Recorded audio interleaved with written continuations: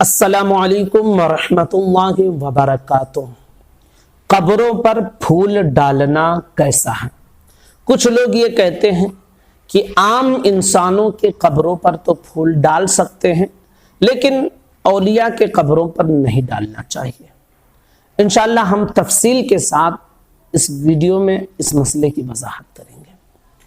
قبروں پر پھول ڈالنے کے حوالے سے وہ حدیث موجود ہے جو مشکات شریف میں موجود ہے، حضرت ابن عباس سے مروی ہے کہ حضور ایک جگہ سے گزر رہے تھے، دو قبر والوں پر عذاب ہو رہا تھا، حضور نے ان کی قبروں پر سبز ٹہنیاں رکھ دی، ارشاد فرمایا جب تک یہ تر رہیں گی یہ ذکر کرتے رہیں گے اور ان کے عذاب میں تخفیف ہوتا رہے گا۔ ان میں سے ایک شخص پیشاب کے چھینٹوں سے نہیں بچتا تھا اور ایک شخص چغل خور تھا۔ یہ حدیث آپ نے سنی ہوگی۔ اسی حدیث سے استدلال کرتے ہوئے ہمارے اہل سنت والجماعت کے علماء کرام فرماتے ہیں کہ اس سے پتہ چلتا ہے کہ قبروں پر ہری چیز ڈالنا یہ جائز ہے کہ جو ذکر و اذکار کریں، پھول بھی تر ہوتے ہیں وہ ذکر و اذکار کرتے ہیں اور اس سے قبر کے اندر جو موجود ہے اس کو فائدہ ملتا ہے۔ اس کے حوالے سے مولوی اشرف علی تھانوی اپنی کتاب اصلاح رسوم میں لکھتے ہیں کہ فاسقوں اور فاجروں کے قبر پر تو پھول ڈالنا چاہیے لیکن اولیاء اور صالحین کے قبروں پر نہیں ڈالنا چاہیے، کیونکہ فاسقوں اور فاجروں گنہگاروں کو قبر میں عذاب ہوتا رہتا ہے اور صالحین کے قبر میں جب عذاب ہی نہیں ہے تو پھول کیوں ڈالیں؟ یہ سوال پیش کیا جاتا ہے تو ہم اس کا جواب بھی آپ کے سامنے پیش کرتے ہیں۔ ایک چیز آپ دھیان میں رکھیں، شریعت کا یہ قاعدہ ہے کہ جو نیک عمل کسی گنہگار کی مصیبت کو دور کرتا ہے وہی نیک عمل کسی بزرگ، کسی ولی، کسی صالح بندے کے درجات کو بلندی عطا کرتا ہے۔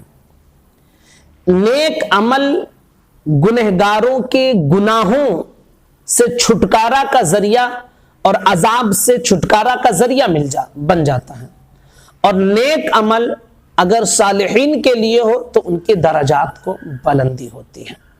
جیسے کوئی شخص ہے جو گنہگار ہے، جب وہ دعا کرتا ہے تو اس کے گناہ مٹا دیے جاتے ہیں۔ ایک شخص وہ ہے جو گنہگار نہیں ہے، جیسے اللہ کے مقدس نبی ہوتے ہیں، یہ معصوم ہوتے ہیں، اللہ کے مقدس بندے ہوتے ہیں، یہ محفوظ ہوتے ہیں گناہوں سے۔ تو اگر یہ لوگ دعا کرتے ہیں تو ان کے درجات میں بلندی عطا کی جاتی ہے۔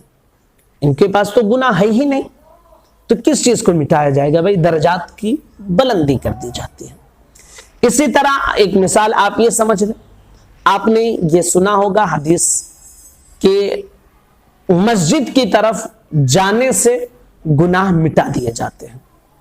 تو ہم اور آپ گنہگار بندے ہیں، بھائی مسجد کی طرف جاتے ہیں گناہ مٹا دیے جاتے ہیں، لیکن جو صالحین بندے ہیں وہ مسجد کی طرف جب جاتے ہیں تو ان کے ساتھ کیا ہوتا ہے؟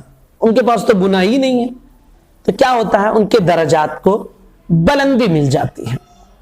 یہی تو وجہ ہے بھائی، اگر آپ کا یہی قاعدہ ہے تو میں کہتا ہوں کہ آپ کسی صالح بندے یا کسی ولی کے جنازہ بھی نہ پڑھا کریں، کیونکہ جنازے میں کیا ہوتا ہے؟ اللہم اغفر لحینا ومیتنا کہتے ہیں ہم، تو جن کے پاس گناہ ہی نہیں ہے ان کے اللہ کیا گناہوں کو معاف فرمائے گا؟ ان کے تو گناہ ہی نہیں ہے۔ تو مطلب یہ ہوتا ہے کہ ان کی درجات کی بلندی، عام انسان جو گنہگار ہوتے ہیں اس سے ان کے گناہوں اور عذاب میں جو مبتلا ہو جاتے ہیں اس سے چھٹکارا کا ذریعہ یہ نیک عمل بن جاتا ہے، لیکن جو صالح بندے ہوتے ہیں تو ان کے لیے درجات کی بلندی کا ذریعہ بن جاتا ہے۔ تو یہ جو ہے آپ کہتے ہیں نا کہ خدا جب دین لیتا ہے تو عقلیں چھین لیتا ہے، تو وہی حال ہے ان کا۔ بھائی وہی عمل اگر گنہگار کے لیے کرے تو اس کو فائدہ ملے گا، نیک کے لیے کرے تو کوئی فائدہ ہی نہیں، اس کے درجات کی بلندی ہو جاتی ہے۔ تو اس سے پتہ چلتا ہے کہ قبروں پر پھول ڈالنا یہ جائز ہے، چاہے وہ عام بندوں کی قبر ہو یا پھر کسی بزرگ کی قبر ہو۔ علامہ خطابی علیہ الرحمت والرضوان اس کے متعلق لکھتے ہیں، اس حدیث کی، ابن عباس کی جو حدیث ہے اس کی شرح کرتے ہوئے، کہ جب سبز ٹہنیاں عذاب میں مبتلا انسان کے عذاب میں تخفیف کا باعث بن جاتی ہیں، تو اگر کسی مومن کے قبر کے پاس قرآن کی تلاوت کی جائے تو بدرجے اولا اس قبر والے کو اس کا فائدہ ملے گا۔ اب اس سے یہ سمجھ میں آ جاتا ہے کہ اگر قبرستان میں کوئی ایصال ثواب کے لیے قرآن پڑھتا ہے تو یہ ناجائز اور حرام نہیں ہے بلکہ یہ جائز ہے۔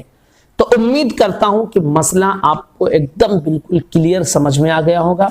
گزارش کروں گا اپنے تمام ساتھیوں تک اس ویڈیو کو پہنچائیں، اپنے عقیدے کو درست کریں۔ السلام علیکم ورحمۃ اللہ وبرکاتہ۔